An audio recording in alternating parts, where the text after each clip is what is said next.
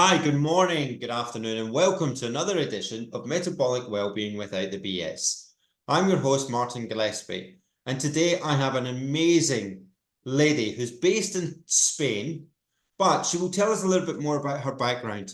Dr. Erin Bellamy, welcome to the podcast. Thank you so much. It's such a pleasure to be here. Erin, I want to ask you a question. What does metabolic well-being mean to you and feel to you on this day? I don't think anybody has ever asked me that. But it's a great question. Metabolic well-being to me, without getting into the weeds, it means calm and stable moods, being in control of your thoughts, and having good, consistent energy to be able to be the best version of yourself and get what you need to get done. So all of those obviously have a lot of roots to that, how do we get there? But that's what it means to me, being calm and stable, in control, and having that good energy to be able to do what you need to do. Erin, some incredible answers there. Before we deep dive into some of those answers, can you just tell the listeners who you are and what your purpose, i.e. what you do in this planet Earth? Yeah, so I'm Dr. Erin Bellamy. My background is in psychology, and I am a chartered psychologist, but my main focus and my main purpose is to help people to decrease their negative mental health symptoms. So if they're struggling, to help improve their mental health, not with standard care. I am not a psychiatrist, but by using principles of metabolic psychiatry and using metabolic health interventions to help reduce the amount of negative symptoms they have so that we can improve metabolic health overall. So looking for those calm and stable moods and having that good, consistent energy throughout the day. And that's my purpose. And I've been doing that for a while, and I've got a long road ahead of me and many years more to continue doing that to help people. Erin, for the sake of the listeners, you mentioned the phrase you're a chartered psychologist. What does that actually mean? Yes. So many people are confused about this. So within the UK anyway, so yes, I am based in Spain, but I spend a lot of time back in the UK, kind of going between the two. And so I am a affiliate or associate member of the British Psychological Society. And there are two ways to become a psychologist. There's a chartered psychologist route and a clinical psychologist route. If you are a clinical psychologist, you are working under the BPS and under the HCPC as somebody who can work in hospitals or see people in a practice and work with a lot of different therapies like cognitive behavioral therapy and such to help improve people's mental health. On the chartered psychology side, this is where your background is predominantly some clinical work, but also in research. So I have a PhD in psychology where I look specifically at the ketogenic diet and depression. So as a chartered psychologist, you do not work in a clinical setting one-on-one with people. You do not work with them, implementing CBT mechanisms or behaviors. You do not, work with therapies. But then your next question might be, well, how can you work with people then if you're a chartered psychologist and you're not, that's the research end. And so I am also a metabolic health practitioner. So through the Society of Metabolic Health Practitioners, I can work clinically with people to use things like therapeutic carbohydrate reduction and things like this to help improve metabolic health. So I have the research side, which gives me that chartership, but then also I have the metabolic health practitioner side too, that actually gives me or grants me the ability to work with people, if that makes sense. Makes perfect sense. Now, you've mentioned a phrase 2 or 3 times, which is really, really important. when it comes to the umbrella around mental health and well-being, and that's that calm, stable moods. Can you elaborate a little bit more on that and why that's really vital? Yeah, I don't think anybody would disagree that being calm and stable and kind of in control of your thoughts and actions is important. Because if we don't have that, we can't get through the day. We can't get through the day feeling good about ourselves. We might be second guessing ourselves, second guessing what we've said to other people. And what that causes is a lot of mind chatter, a lot of anxiety, and overall, just kind of doubting ourselves and our capabilities.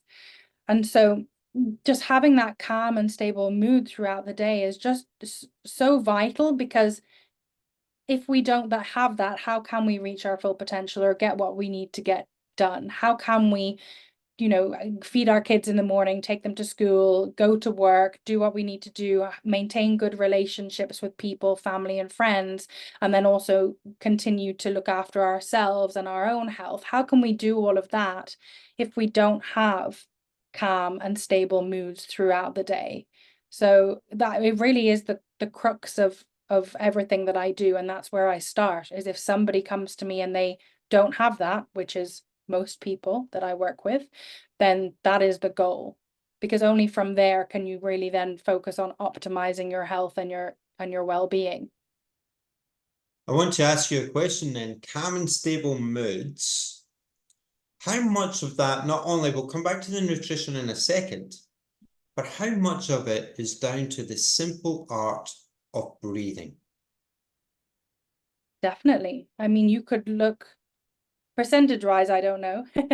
When I think about things like breathing or movement or, sleep, I look at all of these things as other metabolic interventions or other therapies we can use to enhance and improve metabolic health. So breathing is definitely one of these. We're breathing from the day we're born, but I don't think we often know how to breathe in stressful situations. In fact, often we find that people hold their breath or stop breathing in stressful situations, which means there's no oxygen getting to the brain and so on. So that's not specifically my forte or my expertise, but I do understand how important it is, and I look at it as another metabolic therapy intervention. If you can be able to breathe well through whatever you're going through, or at least be aware of your breath and use things like meditation to help you, it can be really powerful, definitely, especially with people who have maybe past traumas, maybe they have PTSD, or if they have anxiety and panic attacks, that breathing can be really, really important to focus on. Now, I want to drill down on I know one of your favorite subjects, nutrition. Mm-hmm. Why is nutrition important in metabolic health? Well, when we think about metabolism, so metabolic health, that term coming from metabolism is all about how our body gets energy from the food that we eat. And so how it can then build and repair from the food that we eat. So though this is something that we do every single day since the day that we were born, we are not really taught, how to eat appropriately for our body's needs. And therefore we have run into issues along the way. And if we don't give our body the right fuel, and if we don't give our body what it needs, then we are not going to function optimally. Things will break down, or things won't work as well as they should. And so therefore, nutrition is a fundamental, it's not the only thing that we should focus on, but it is a fundamental part of our health foundation. You could look at it like that. We need to look at nutrition, and we need to eat optimally for ourselves in order for us to be able to reach those calm and stable moods or have that good consistent energy. And if we don't have those things, going back to nutrition and addressing some of the gaps perhaps in our nutrition is a very important step. would I be correct in stating the phrase that we've kind of lost our way of what nutrition actually is? You mentioned it, how to eat appropriately.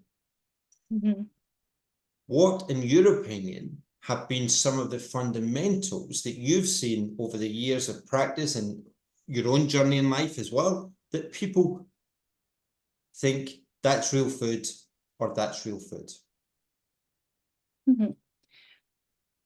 I think you're correct in that we have got lost along the way, whether it's our fault for being lost or society's whether it's their fault for us being lost. That's a conversation perhaps for a different day. But these days there are the foods that we recognize. So, you know, things that we would have learned in children's books when we were young. You know, this is an egg, it comes from a chicken. You know, this is a steak, it comes from a cow, and so on. Like, these are the foods we recognize as being foods. These are, as a child, these are the little plastic things that you play with when you put them on a plastic plate, because that's what food is. But then also what has, you know, more recently fallen under the umbrella of food, though you and I would disagree, are processed foods, things that come in packages that were initially put in packages for convenience. You know, if we think back to the 70s, there were these TV tabletop dinners, like where you've got your compartmentalized chicken curry and rice or whatever it is. And that area has just grown and grown and grown. And though perhaps in the beginning there may have been some good intentions, a lot of those foods now have a lot of ingredients that you and I do not recognize. We don't recognize them as whole foods.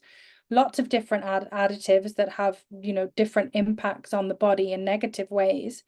And yet they still fall under this classification of food. And I would put that almost in quotes. You know, these packaged foods that are shelf stable for very long periods of time, even though you and I know that whole food doesn't really keep that long. It's generally perishable unless you put it in a can.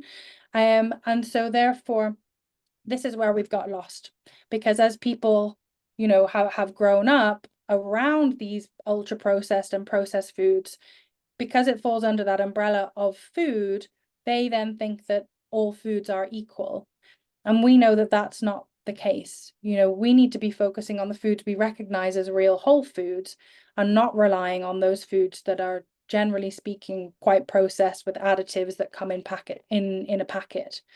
And so that's where we've lost our way a little bit. That's why, you know, children generally they probably couldn't tell you, like we were discussing earlier, the difference between vegetables or the difference between, you know, a homemade cookie, for example, and an ultra processed cookie that's been, you know, processed and packaged. You know, one could have maybe 4 ingredients and the other would have 25. And so that's where we've lost our way. And I think, you know, that's the biggest issue, or the biggest obstacle that we face now, is maybe not being able to get rid of those altogether, because that's, you know, that's an obstacle or a challenge for a lot of people, a grassroots movement, but educating young people about the differences between all of those. So that was a little bit longer of an answer to your question, but no, that's upon listening to that, Erin, the first image I have is the breakfast cereal aisle in most supermarkets. It's a perfect example. Yeah. You know, you're correct. 30, 40 years ago, they weren't there. There were a handful of them. And now they've morphed into huge business. And every carton, I would rather eat the cardboard box. It's probably got more nutritional value. But I do get, you made a really important point there. You do get, it does tap into that economics, that people have this mindset: I can't afford to eat real food, therefore I'll buy these ultra processed foods. Yeah. And you know, they are tailored and marketed to us for ease. And these days we do work hard. You know, the family or the home environment's very different now than it used to be. You know, lots of people are working very long hours. you know, children are in nurseries, you know, there is less time, or it feels like there's less time to be able to grocery shop and to, you know, spend time over the stove trying to cook meals. Even if you're batch cooking, you know, it feels like that takes a long time and we don't have that time. And yes, people would say, yes, you can make time, you need to carve out time in your day to do that, and I do agree, but that takes time too. That takes time to move over to that. I think it's important, but these things have been marketed as convenience products, grab and go. You know, in fact, some of these like bars say grab and go on them. Like, so, you know, we have to. It's the bigger picture of us having to somehow try and slow down a little bit and make the time to source those foods for whatever budget you have, because actually when you look at the research, you can still eat real whole food and have enough of that to keep you satisfied and healthy.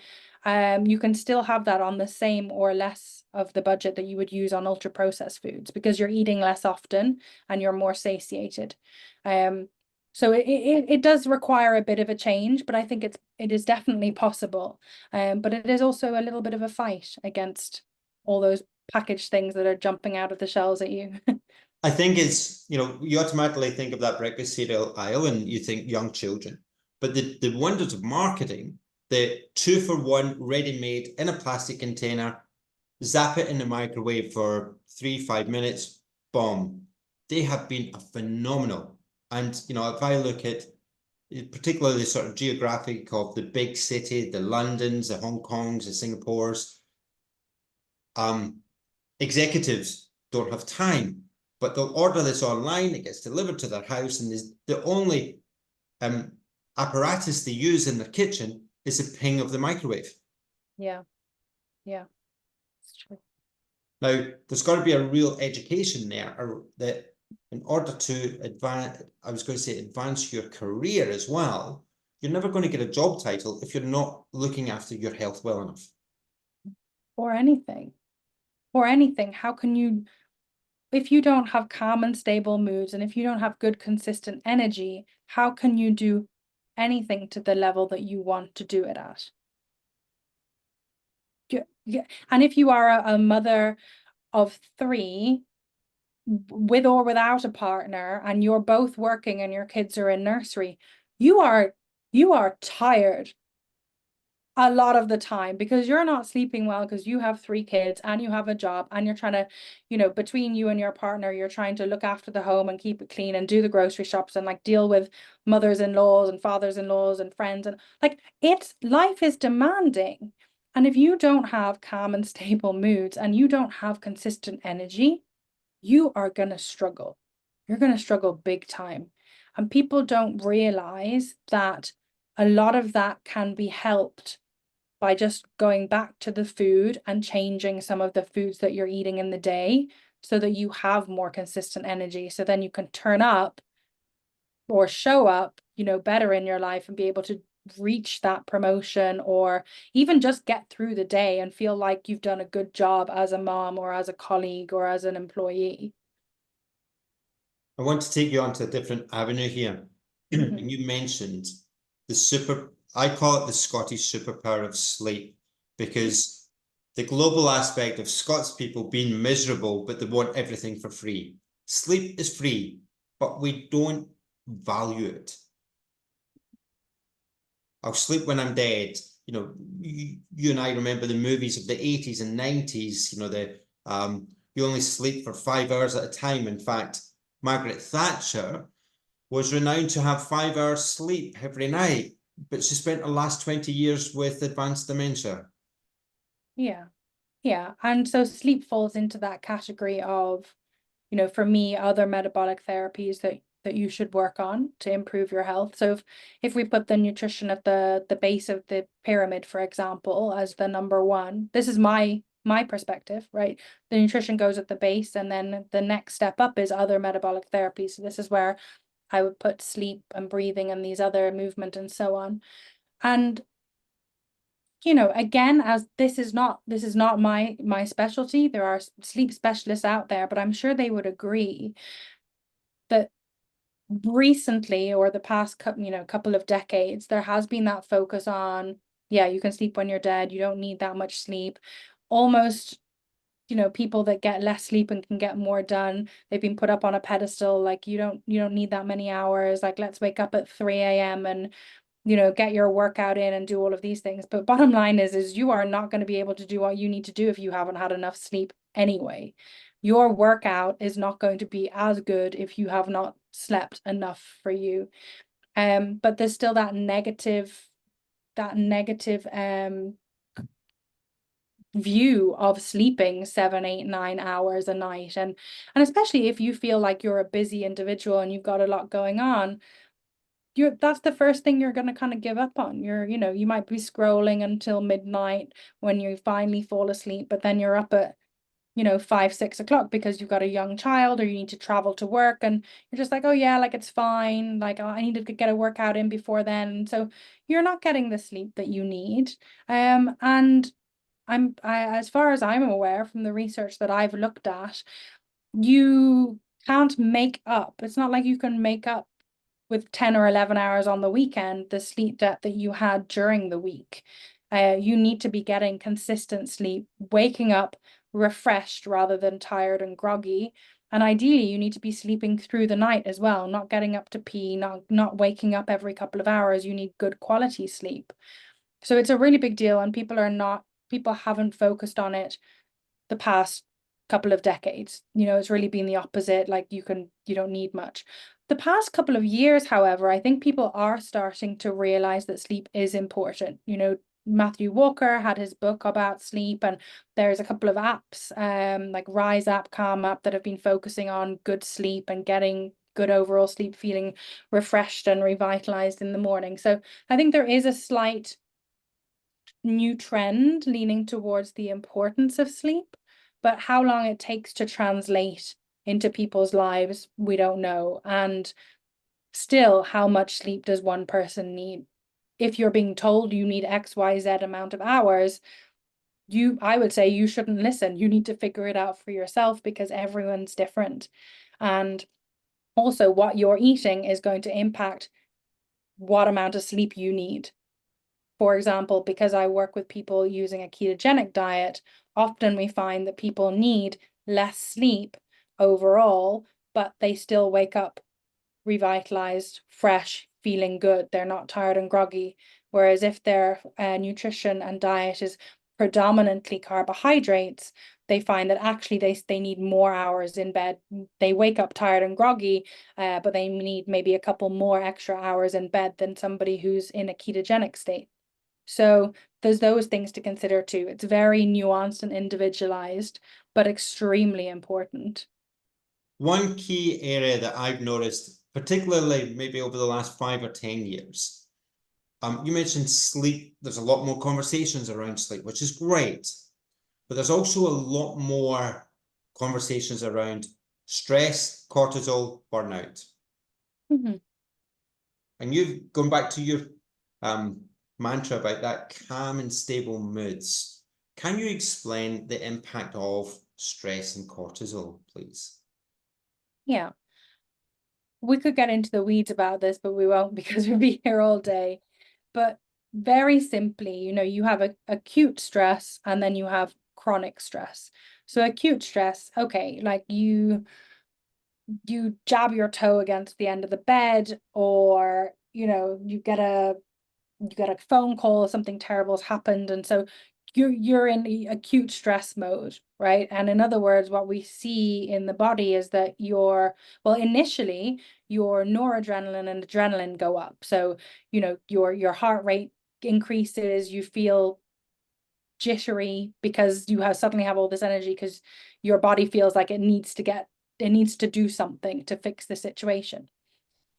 Oftentimes, or more so these days, people are in states of chronic stress. So acute stress, it's something that an isolated incident, we have a response to it with adrenaline and noradrenaline, and then after that, the acute stress should disappear and we go back to baseline.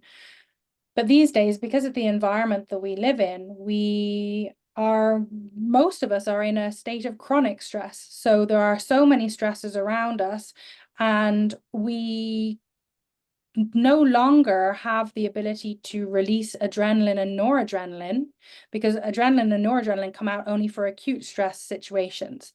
So after a while, those don't come out anymore because it would be disadvantageous to our body. Our body just couldn't keep it up, in other words, and we just feel completely burned out. But what happens then is the body switches over to releasing cortisol. And so cortisol has many functions in the body, but it is released when we are stressed. And alongside this, as cortisol goes up, often we see blood glucose levels go up too. So blood sugar levels will go up even in the absence of food. And so when we are in this chronic stress state, our cortisol levels are higher, our blood glucose levels are higher. That then makes us hungry every 3 hours. We feel, just constantly hungry, constantly stressed, constantly overwhelmed. And then that on a long-term basis, dependent on the individual, can bring you to burnout. And so burnout right now, the past 5 or 6 years, there's been a lot of research around burnout and what that means and what it looks like, to the individual, but also on an internal basis. And I haven't looked at that in too much depth, but once you are in that chronic stress state for a long period of time, then the burnout can come. And so then, you're going to need a lot of back to basics, nutrition, sleep, movement, all of the rest of it, to all of these metabolic therapies to really help to build you back up again, and to take you out of that chronic stress state. You mentioned the S word, not stress, sugar. Mm-hmm. What impact does sugar have on metabolic well-being? So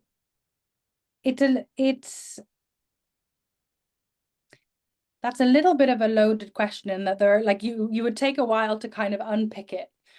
But in short, too much sugar. Okay, so when I say too much sugar, I mean the amount of sugar and carbohydrates that we are taking in from our standard diet, which is usually, 250 to 300 grams of sugar or carbohydrates per day. The reason why I put sugar and carbohydrates together is all carbohydrates break down into sugar in the body. So at the end of, once they've been broken down, whether it's sugar from fruit, or carbohydrates from fruit, or from vegetables or grains or pastas or any of these, they all will break down into sugar eventually. So that, plus the sugar that we get in our refined foods, in our chocolates, ice creams, pizzas, and so on, sugar overall, too much sugar on a chronic or a long-term basis will increase our blood sugar levels, of course, because there's extra sugar in the body, increase our blood sugar levels. But when our blood sugar levels are increased, and when we have too much sugar in the body, we become, the best way to put it is, we become insulin resistant. And insulin resistant, we don't need to get into the weeds about exactly what that is, but it's definitely a term your listeners would have heard of before, because insulin resistant is kind of tied in with pre-diabetes. And if you are insulin resistant for too long, that can then go on to develop into type 2 diabetes, which is it's the rates of type 2 diabetes right now are skyrocketing, because people have too much sugar in their diet and in their body. And so type 2 diabetes then is a metabolic disorder. Okay, so the metabolism has been altered in a negative way. So it is having a negative impact on our metabolic well-being. So that's how it can all be connected. The increased sugar brings on, or can, bring on, type 2 diabetes and irregular blood sugar levels, which is having a negative impact on metabolic health and metabolic well-being overall. So I remember a few years ago stating that Mary Poppins was to blame for the increase of sugar, because in the movie, a spoonful of sugar makes the medicine go down. Right.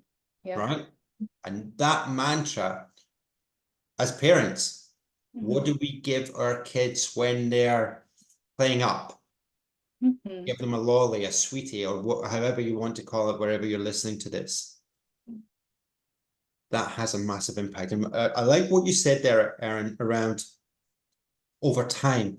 You don't just develop type 2 diabetes, which unfortunately isn't sexy enough because people think, oh, it's only type 2 diabetes. Mhm. And we could go on for hours on that. Yeah. But you don't show the biomarkers right away of metabolic dysfunction. It takes time. Yeah. And I think that's really important because especially when, because I work in the field of ketogenic therapy and ketogenic diets, often people would think, oh, well, you must think that all carbohydrates are bad and you can never have any sugar ever, which is not the case because everybody is different and everybody has a different level of tolerance. I'm not saying everybody should go out and have ice cream and cookies every day. No, not at all. But what I am saying that, some people are able to handle more carbohydrates and sugars than others. And so if you have a young child, we're not saying, or I'm not saying you can't give them sweet things or you can't give them fruit or you can't give them bread. That's not true. They can have these things, but really the focus needs to be on foods and ingredients that we recognize, right? So fruit rather than a tub of Ben and Jerry's ice cream, and using, not having that as a staple every single day, because then you're getting into the realm of it becoming chronic and then the children starting to expect it. Whereas if it's something that, you have maybe after dinner some nights or on the weekend after you've had your lunch out, you go and have an ice cream on a sunny day, okay, fine. But it's acute. It's, a couple of times here and there. It's not chronic. It's not long term. And if that individual starts to show any, abnormalities with their blood sugar levels, this is kind of leading into individual tolerance, then, closer look at the nutrition, it would be advised. But children can still have nice things. But also what's most important here, which people are not doing, unfortunately, is looking at the foods that contain the sugar as additional to the diet. Oftentimes, some of the people that I work with will have treats as breakfast, lunch, or dinner. They'll have chocolate in the morning, or they'll have, like ice cream as their lunch because they were on the go or whatever. It needs to be in addition to your 2 or 3 structured meals in the day that are full of proteins and fats that are essential for your body to function, not as a substitute, which a lot of people are doing these days. One of the things we've spoken very much on the nutrition, which is predominantly around food. I want Mhm. to just bear it to the other key ingredient, hydration. Mhm. I've seen many people going, and we're recording this when the Olympics are on, and they're sponsored by Gatorade, Powerades, or sugar water, as it's probably better known as. Mhm. How important is it to stay hydrated? Yeah, absolutely. I mean, if you take us all the way back to, a millennia ago, when, well, in Ireland, we were probably living in mud huts.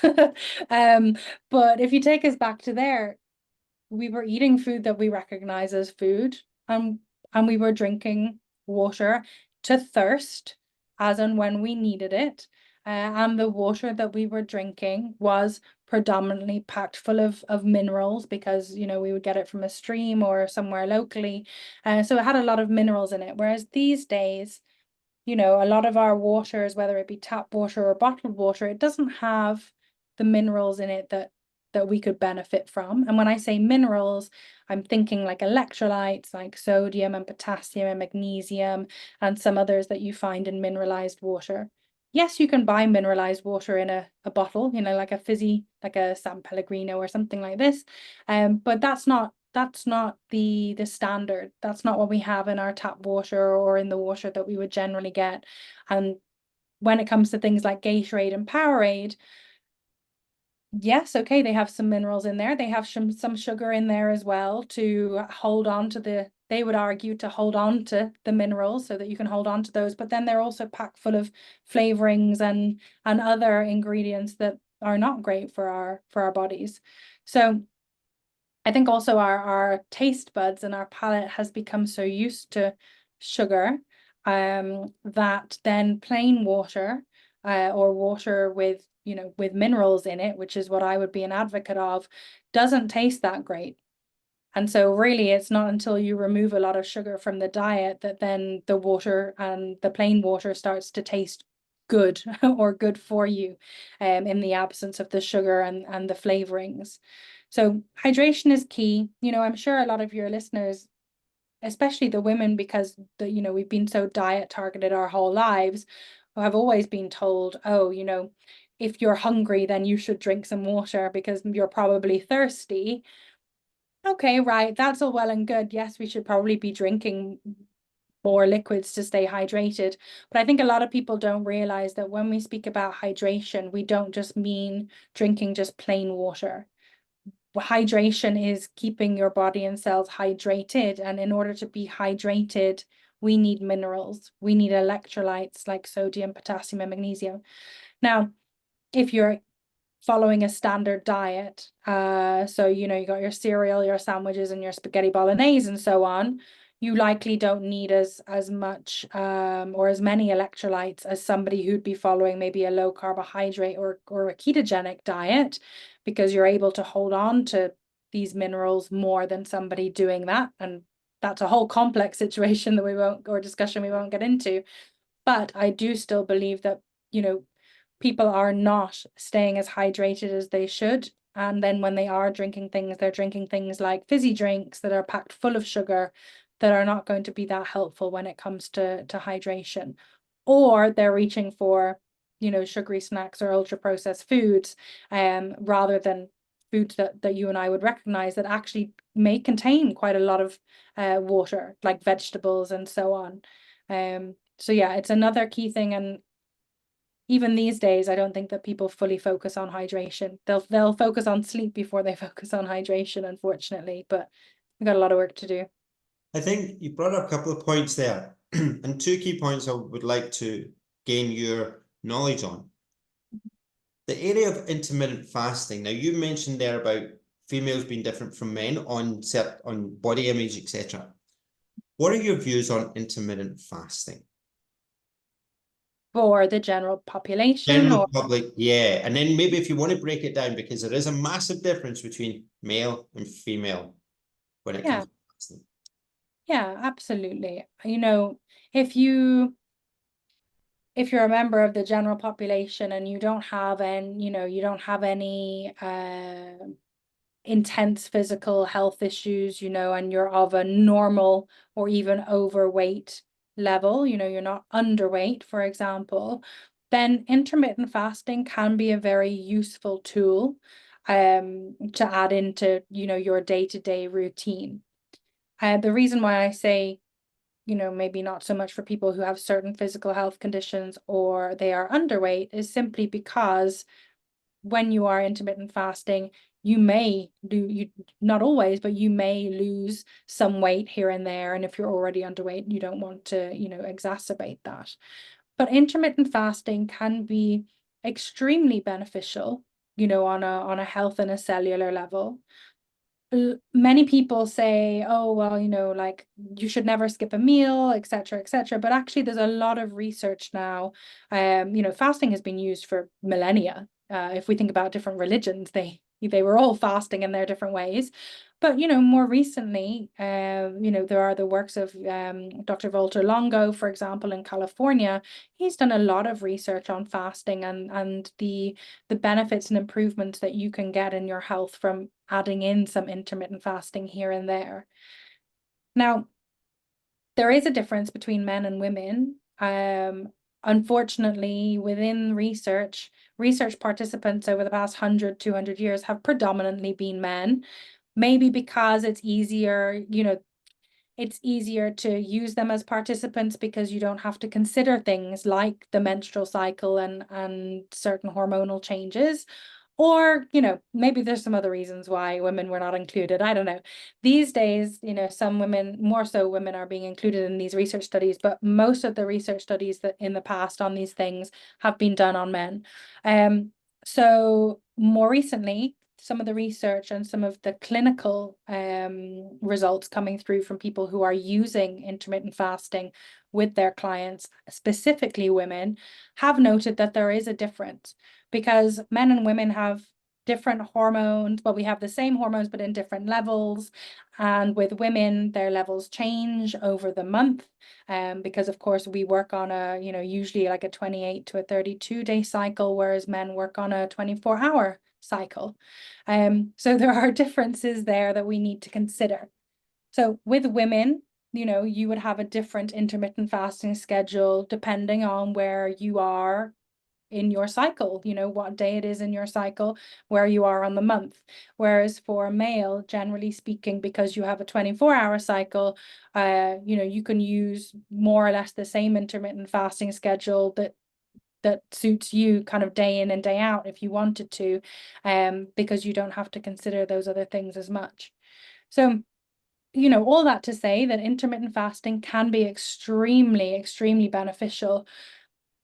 The other argument that often people put forward is, oh, well, if you skip a meal, you're going to promote eating disorders, or you're going to get an eating disorder because you're skipping a meal.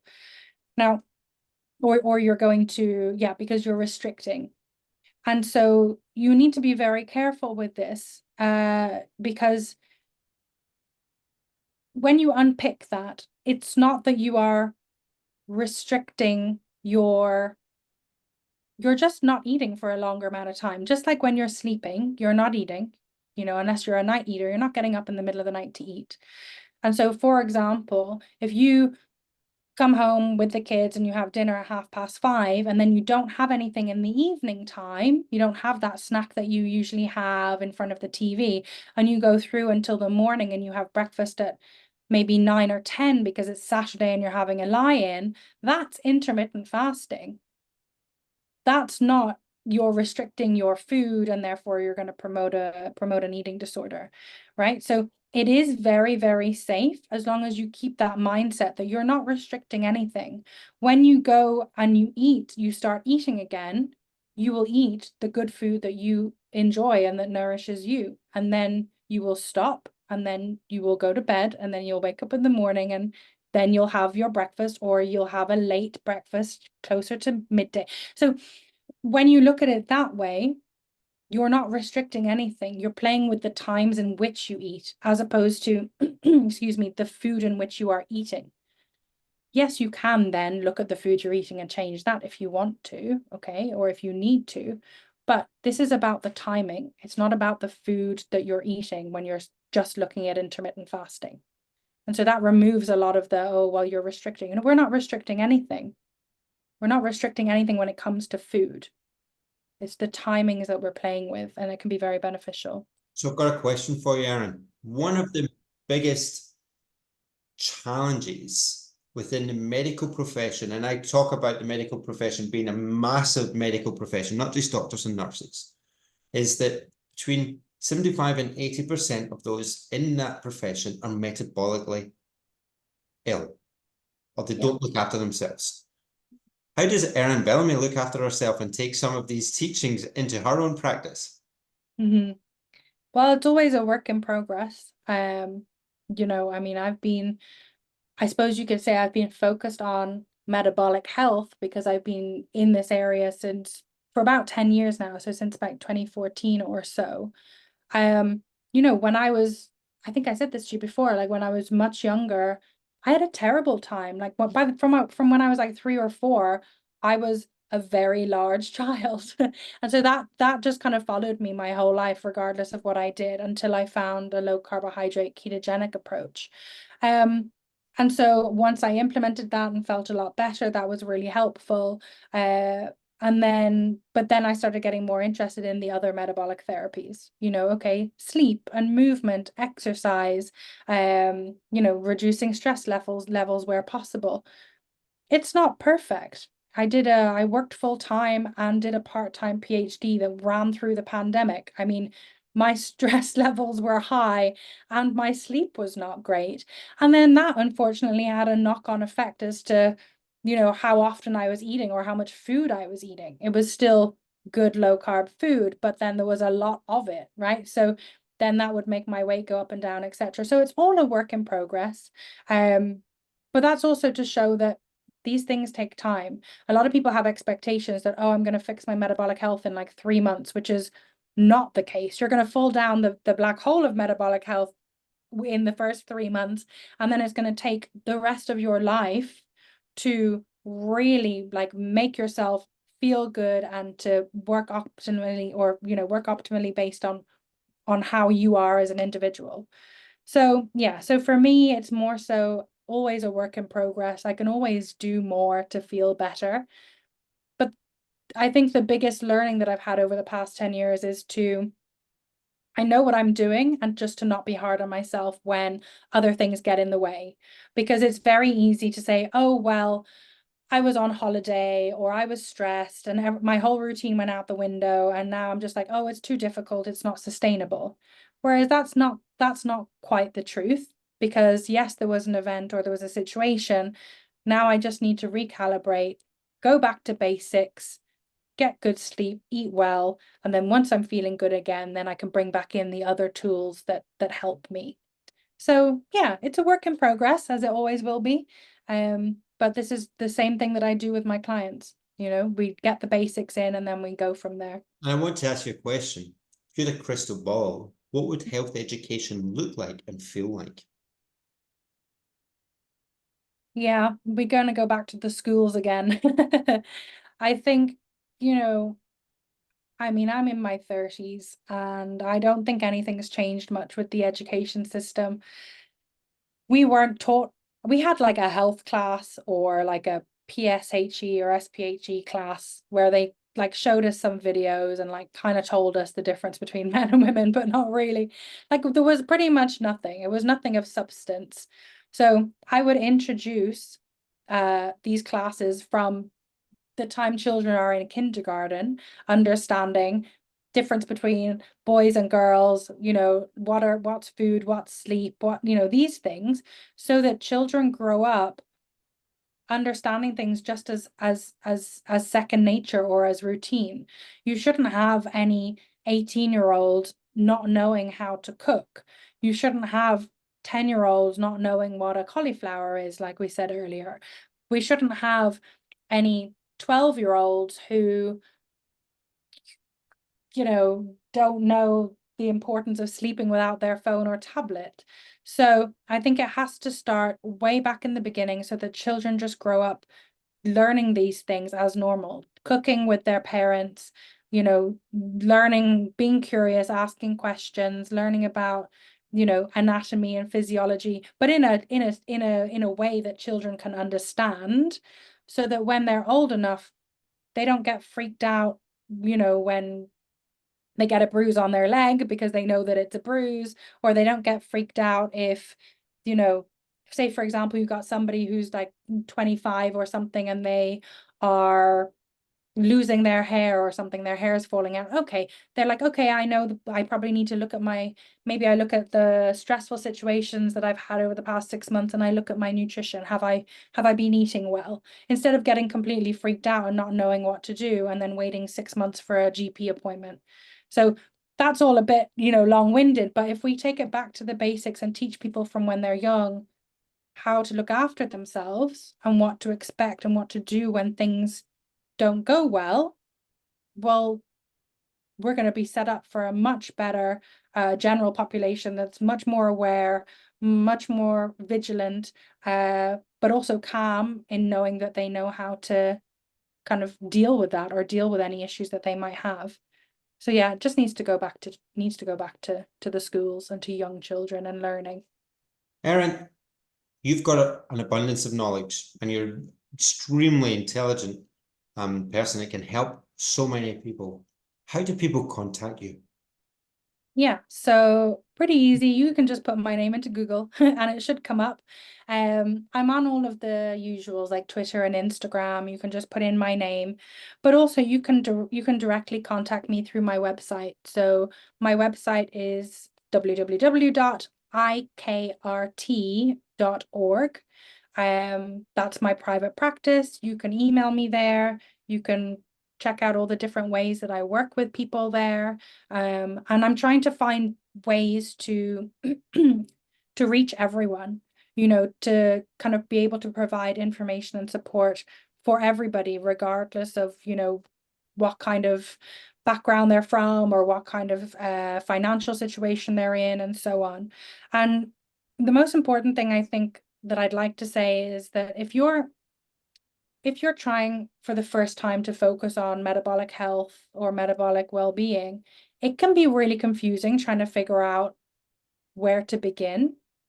And so even if there's some of your listeners are like, okay, I'm interested, I don't really want to do keto or low carb, but I'm interested, then they can email me too. And what I can do then is I can just pass you on to somebody that I think best fits what you're looking for, kind of like a triage, because otherwise you'll just end up being like wandering around on Google, trying to figure out where to begin, being overwhelmed, and then just kind of giving up. So people can contact me and then I'll try and help to direct them in any way I can, if I can't help them directly. That's incredible. And I do think calm and stable moods should be one of your taglines, actually, because you elaborate it so well. And it's so refreshing not to hear the word balance. It's calm and stable, because calm after the storm, you've got to sometimes have, dare I say, crappy times. And when you were talking there about nutrition, yes, the wheels are going to fall off now and again, but it's having that courage of bouncing forward, not reflective too much on the backward passage. Yeah, exactly. I think people are scared of the word balance too. Calm and stable. Maybe it should be a tagline of mine. It's much more, people understand that.